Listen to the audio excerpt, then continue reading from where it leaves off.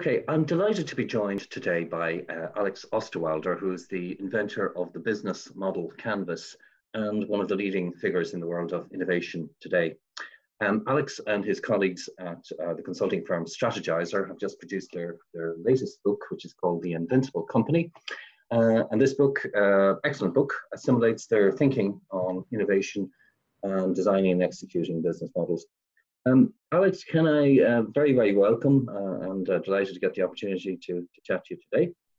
Can I start by talking to you about the title? The title is very, very intriguing. In an age of such uncertainty as we are in at the moment, I think it's a brave company that would describe itself as invincible. But yet, you make the point in the book that there are things that you can do to maximize your chances of being invincible. One of the characteristics that you talk about there is how to optimize the explore and exploit continuum. And the two very radically different disciplines, and your point is, I suppose, that a lot of people have to decide which of those that they go on, or perhaps balance both in some cases. Could you tell us your key thoughts on that, please? Yeah, so the book title sounds very arrogant, and the reason we chose it is we want to intrigue people. Like, no company can be invincible, but what you can do, and those companies that get close to invincibility, they really do that, is constantly reinvent yourself, right? So you have this, kind of attitude of day one, to use the Jeff Bezos Amazon mantra. This attitude of day one, you keep it. You never get arrogant. You always think, we're going to die. Our company is doomed. And, even when you're successful, and that's what actually makes you invincible. And then when you get complacent, that's when you're at danger of disappearing. And what's intriguing, I think, is that many companies that know that their business model has expired, or even many industries, take the pharmaceutical industry and banks, their business model is a dead zombie walking. It's just a question of time. Now, only few have really started to fundamentally reinvent themselves. So the whole idea of explore is that, yes, you need to manage what you have, but if you just make that better and better, you're actually going to die within a business model. You're going to efficiently die because you're focusing on efficiency innovation. So while you're making your existing business model better, you need to invent the future at the same time. It's not an either or, it's an and. And now this situation today, COVID-19, is a very good one to exploit, to really show this. Let's take a company, Airbnb, in the travel industry. That's the worst industry to be in a disruption like this, where you just can't travel anymore. You don't stay at hotels. So the first thing they had to do is fix the core, meaning they could not survive if they hadn't let go of 25% of their staff. But here's the interesting thing. Because they take their people seriously, because they love them, they did it in a very decent way. There was no other way to do it. For them, it was the last resort. But they explained the strategic decision. They took time to talk with these people, and they treated them as human beings. They didn't just fire them over a text message or a Zoom call for the entire company. So you first need to make sure you manage the core. That's exploit. That they also did is they said, well, even if right now in the short term, it looks like we shouldn't think about innovation, they did not just kill everything related to building the future. So they kept some of that. And I think what's important right now for companies is to keep in mind that those companies that are very strong at the core and they build, their innovation muscle, they will come out of this recession or depression, they will come out of this economic crisis in a very strong way. Those companies that are not very good, they're just going to focus on fixing the core, and they're going to survive, but they're not going to use this as an opportunity to thrive in the future. Now, you have a type of company that comes into this disruption, COVID-19, already having that dual muscle, the execution muscle, the management muscle, and the innovation muscle. Those are the companies that are actually thriving because of this disruptive context, because they will see this as an opportunity. Their competitors are suffering, and they are actually now thriving because they know exactly how to deal with uncertainty. And that is what a lot of companies did not do.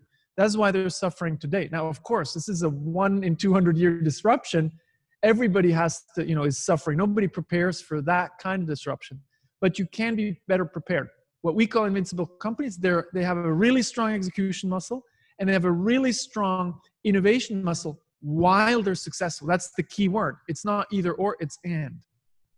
Yeah, so it's been observed that COVID-19, while for all of its trauma, it may actually present opportunities for the quick and the nimble. I was having this conversation with Steve Blank, your good friend, and he was making this very point a couple of months ago.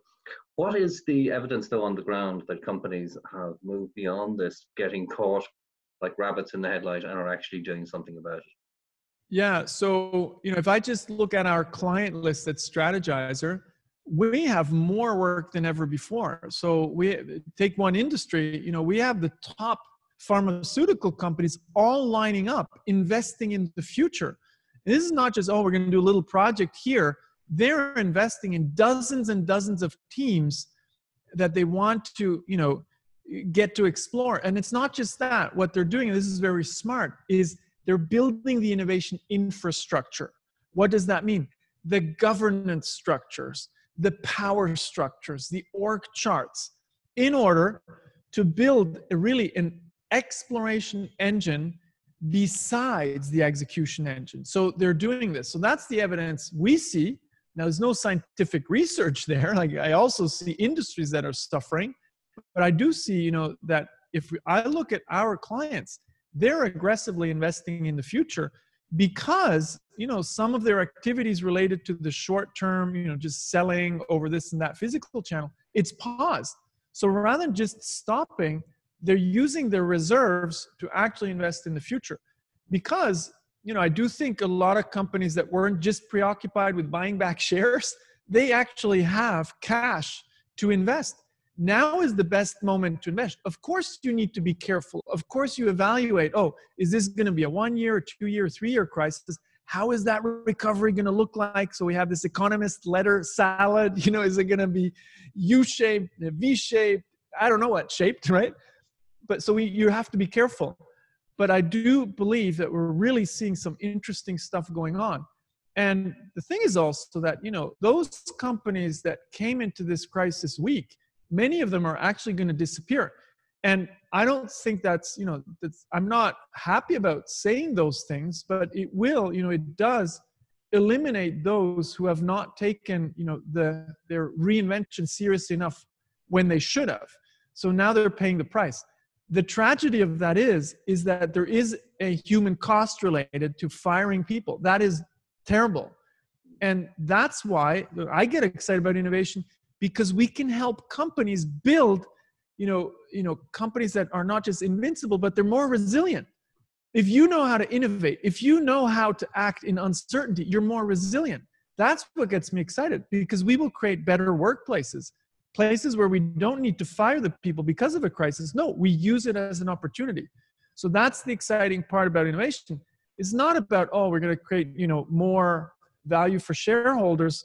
That's a nice side effect, but the core should always be, how are we creating more value for customers, the company, and of course the owners, but also the employees and the society. So there's a lot of good stuff going on right now, where the strong ones are thriving, and the companies that survive this crisis will be incredibly strong when they come out of it. And some of the McKinsey research shows that those that invest in a crisis, so there's clear research for that from past crises, those that invest come out of it really strong.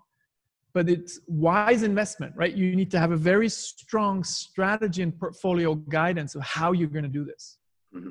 So it's time for the wise and the brave, I guess, is what you're saying there. Yeah. One of the things coming out from the book for me, Alex, and one word that really, really resonates with me, and it's there numerous times in the book, is patterns. You very much focus on the idea that good entrepreneurs, good executors of innovation projects are ones who can spot the patterns and know how to exploit that and to come up with sustainable business models. Could you talk to me a little bit more about that? Yeah. So I believe there are these phases in how do we innovate and create strong companies. There was a moment where focusing on quality, and efficiency and, good processes, Six Sigma and all that helped you stay ahead. Then there was a period where technology and product innovation kept you ahead. I think that period is over. It's practically impossible to stay ahead just because you did technology and product innovation. So now the companies that really stay ahead, they built superior business models. So the question is, how can we help entrepreneurs and leaders in existing companies create more powerful, superior business models? So that's why we came up with this pattern library with many, many different ways of how you can build a better business model, potentially around a technology innovation, potentially not. So my favorite example is Nintendo Wii. They actually disrupted, an industry with an inferior technological product. The Nintendo Wii was an inferior game console, but they had this pattern of market explorer where they moved into an underserved market of casual gamers. They exploited that and they built a profit-spitting machine around that, at least for a decade. So what it shows is that today, the greatest innovations come from spotting those business model patterns as opportunities. So we have two types of patterns. One is, okay, how do I create a better business model? But then if you're an established company, it's not a greenfield operation. You're starting from an existing one. So as a leader, how can I ask myself, I have this business model. How can I shift to a new one? We call those shift patterns. Silly example. How can I move from product to recurring service? So Hilti is an example, a company that used to sell machine tools for builders like drills. And they said, that's a dying business model because, low-cost competition is killing us. So then they figured out, well, we're not just going to add a service, we're actually going to manage the fleet of tools of our clients, the construction companies. So they shifted, what sounds like an innocent shift from a product to service, was a phenomenal shift for the business model, for the recurring revenue model for the whole company. But they pulled off that shift. Another one is, can ask yourself, Apple, they shifted from selling stuff, computer hardware. With the iPhone, they're actually shifted to becoming a platform.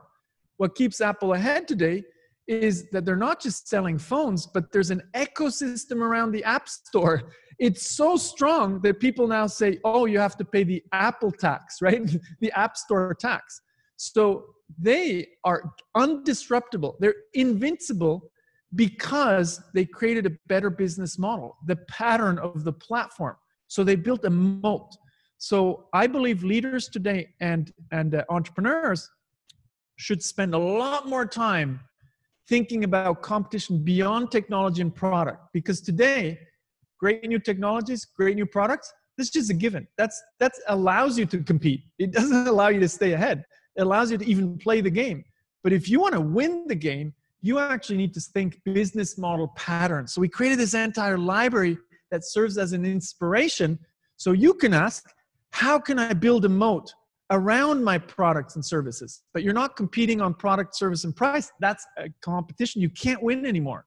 You need to build a moat with business model patterns around great products, around a great affordable price, potentially. Sometimes it's high priced. Apple, phones, very expensive. But that's what kept them ahead, was the moat that they built around those high, cost phones. Mm-hmm. Mm-hmm. There's a lot of myths that you've identified in the innovation journey. I think there was 5 specific ones that you talked about. The first one is that the purpose of innovation is to find and exploit a really great kind of business idea. But you say that's a myth. So tell us why you believe that.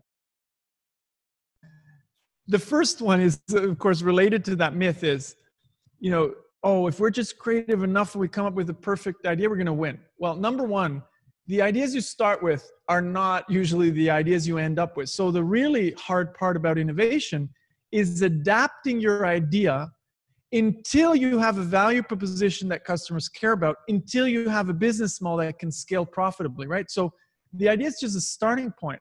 The hard part is transforming that idea by testing it, not in the meeting room, but outside in the market, until you figured out how to scale that, right? That's the first piece. The second piece is people think they can pick the idea. The thing is, the successful ideas, the thing is that at the beginning of the life cycle of a company, good ideas and bad ideas, they're virtually indistinguishable.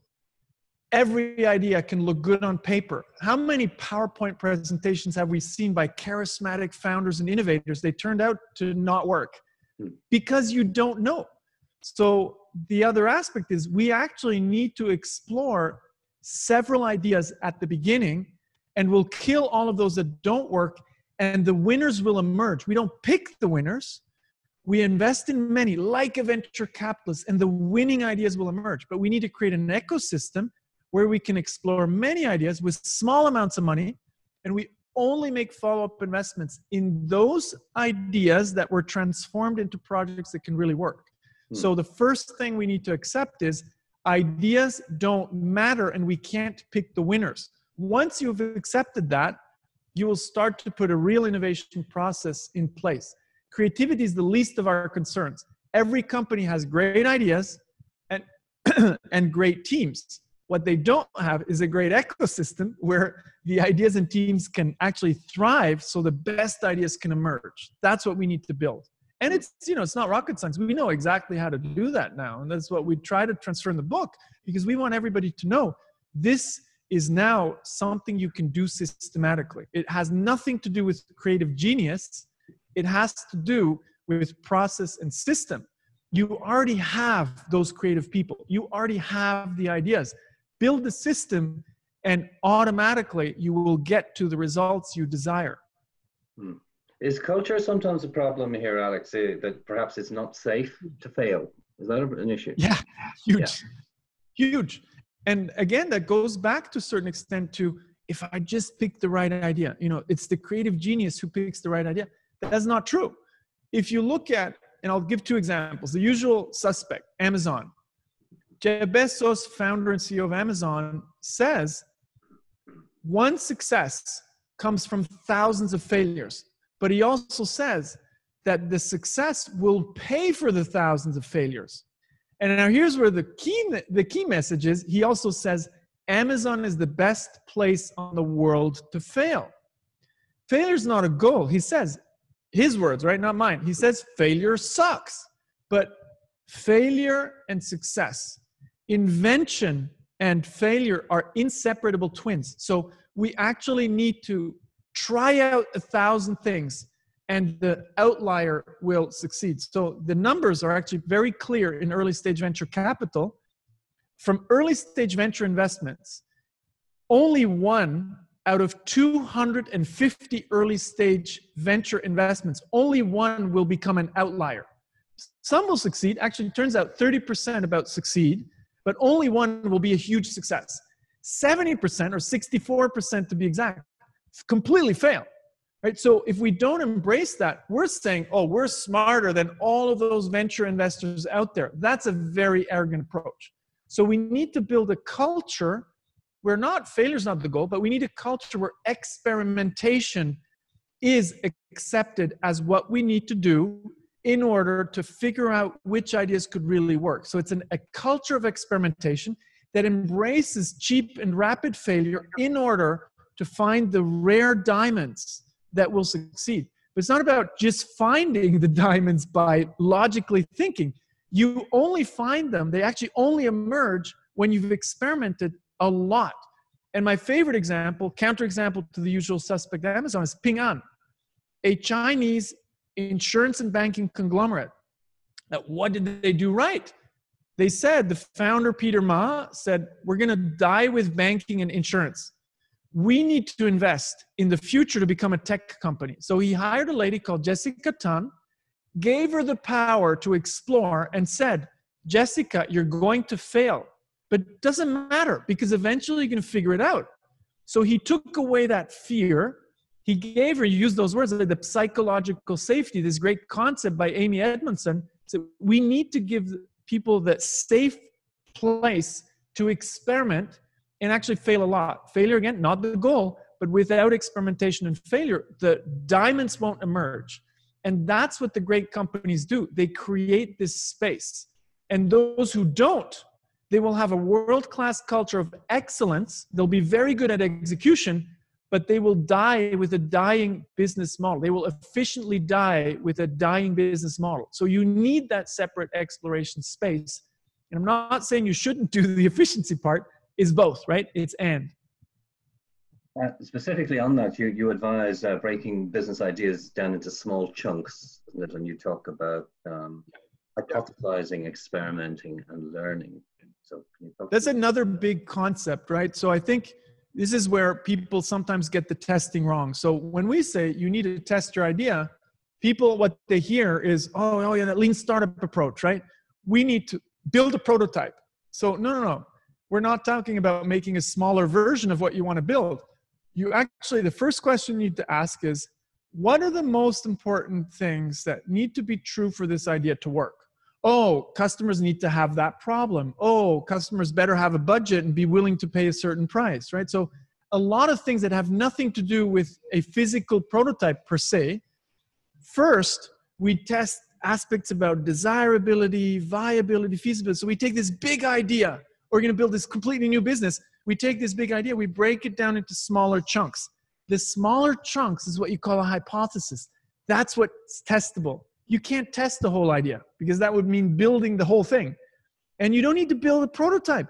The first hypothesis might be, are people willing to invest in X, right? Are they willing to invest in, gym classes at home? Are they willing to pay? Okay, well, what can we do? We can talk to people. We can look at the current spending. We can do some experiments. We don't need a prototype of a real service to test that. Now, at one point, you might build that thing, but it's built in this big idea, breaking it down into smaller chunks, which we call hypotheses, and that's what you test. And the more evidence you have, the more you know this idea is going to work. We now know how to measure uncertainty and risk. At the beginning, you know nothing. Uncertainty is huge. The more you know, the less you have uncertainty, right? The more you have evidence that this could be a good idea. What matters is not the idea. What matters is the evidence that your idea is good. That's not the same thing, right? That's where people sometimes mix up the things. Mm-hmm. Innovation, of course, comes in many forms, and this is another point that you make in the book. And you identify 3 specific types of innovation. There's transformative, sustaining, and efficiency. Can you tell me a little bit about those 3, please? Yeah. So, I just had a call recently with the chief information officer of a Fortune 100 company. And we started talking about innovation. And then the first thing she says, Alex, tell me what you mean with innovation. Innovation means nothing if you don't break it down, make it a little bit more precise, because there are different types of innovations, right? There are 3 buckets. And I take this from Clay Christensen and others who've kind of shaped this. 3 buckets. Efficiency innovation is all about making what you have better, more efficient, with technology. And that can be with very, very sophisticated technology. Blockchain, artificial intelligence, but sometimes we get confused. We think because we're using very new cutting edge technology, we're inventing the future. No, you're not. You're improving what you have with cutting edge technology.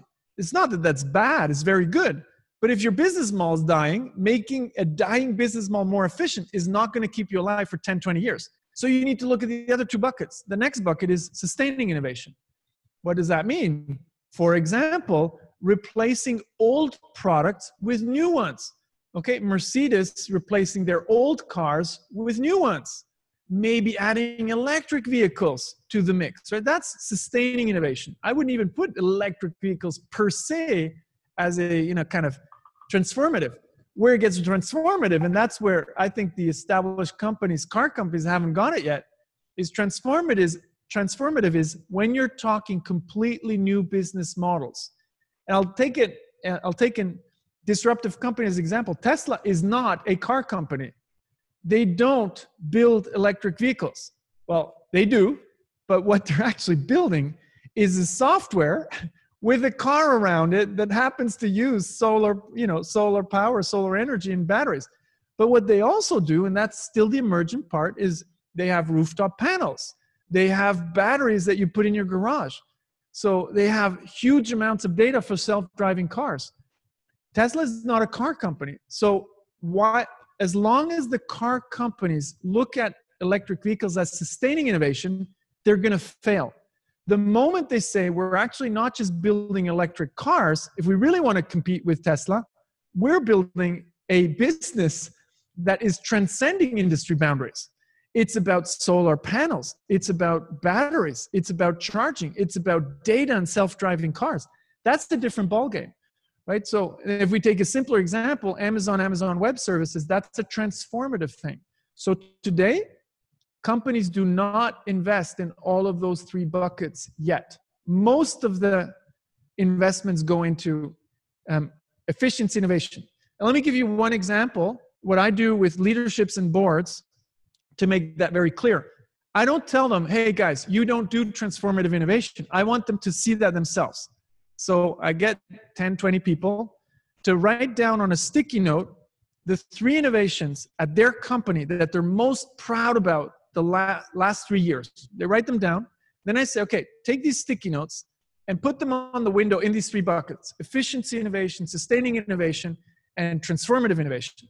Well, guess which bucket is really full? Efficiency innovation. So they have all these crazy things, blockchain, AI, all of it goes into efficiency innovation. Then they have the one sticky note in transformative innovation. So I ask, oh, great. So you have something, right? You're building. It's like the Amazon Web Services of your industry. And they say, well, it's just an idea. Well, if it's an idea, you better take it down because it's nothing, right? So they end up seeing where they are. And I don't judge. Like I say, if you believe you can survive with efficiency innovation for the next 10, 20 years, so be it.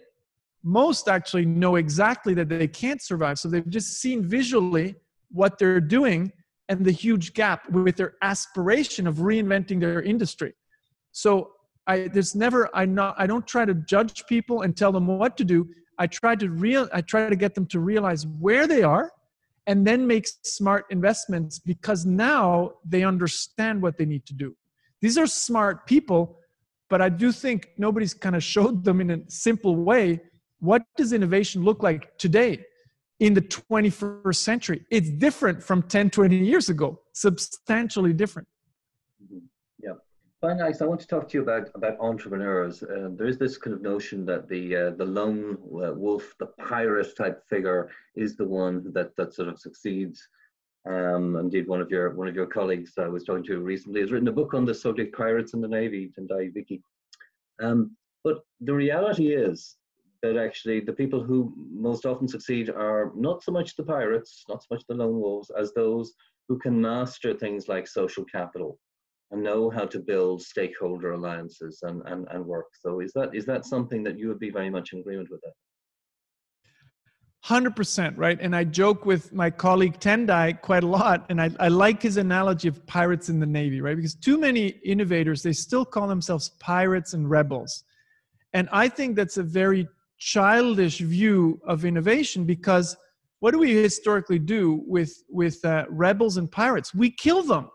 So you're deliberately calling yourself a pirate or a rebel, so you're telling everybody, come and hunt me down and kill me, right? So that's where you're really not setting yourself up for success. You're actually doing the contrary. You're putting up the flag and say, come and kill me. Now, Tendai's framing is a lot better, where he says, you need to keep the attitude of we're going out there, we're doing things differently, we're kind of aggressive. Maybe the analogy of the criminal, not so good, right, in Pirates, but we're doing things differently. But pirates in the Navy weren't shot in the back by their home team, by their own country. They were actually supported by their country. They were in the service of their country. Innovators are in the service of their company. And that needs to become a partnership. So as long as you call yourself pirates, you're going to get killed. When you call yourself pirates in the Navy, you have the support of an entire country, and in the case of innovation, of your company, right? So I like to sometimes, also compare, this is my analogy, calling, the innovators that call themselves rebels a little bit to the teenagers who, they want rebels because they're trying to find their place. But when they become adults, they understand there's no value in being a rebel just to be a rebel, right? So they understand that, no, I'm growing out of this. So we need a more mature view of innovation. Imagine if marketers and finance people call themselves rebels. Well, we'd probably be afraid that we're going to go to prison because our accountants are now all of a sudden rebels, right? They have new ways of defining accounting. Okay, good luck, find me in jail. So we need to grow up in innovation. So I think there's a huge professionalization. And back to your initial point, the best innovators I've seen, they're exactly what you said. They have social capital in the company. They do not call themselves pirates. They actually know extremely well how to navigate the system. These are people who have a track record. What they often have is no more political agenda, where they don't care about the future. They don't need to say, oh, I'm out to earn this big business unit with big budgets and a lot of people. They don't care. They want to innovate. They want to create the next wave. They have no political agenda other than creating the next new growth engine. So that is a very adult, mature view. But I'd go beyond that. It's also people who do not have an other agenda than creating future value for the company. So unfortunately, a lot of people are trying to play the hierarchy ladder, and innovation is not the best way today to advance your hierarchy. So that's where we need to get more mature and really create structures that reward innovators, so innovation becomes a career path. Those that I've seen today are more at the end of their career. They have no more career ambitions. That's why they actually go into innovation, because they know, look, it doesn't matter. What we want is a better system where everybody, the best talent we have, goes into innovation because it's seen as a career path. As long as you call yourself rebel or pirate, it doesn't seem to me like a good strategy for your career to become a rebel. You're going to get killed. So you see where I'm going with this is we need to create better, stronger systems where innovation is seen as a very strong partner, so strong that people see this as a career path. At Amazon, building the next growth engine is a really good career path. Being a great executor as well.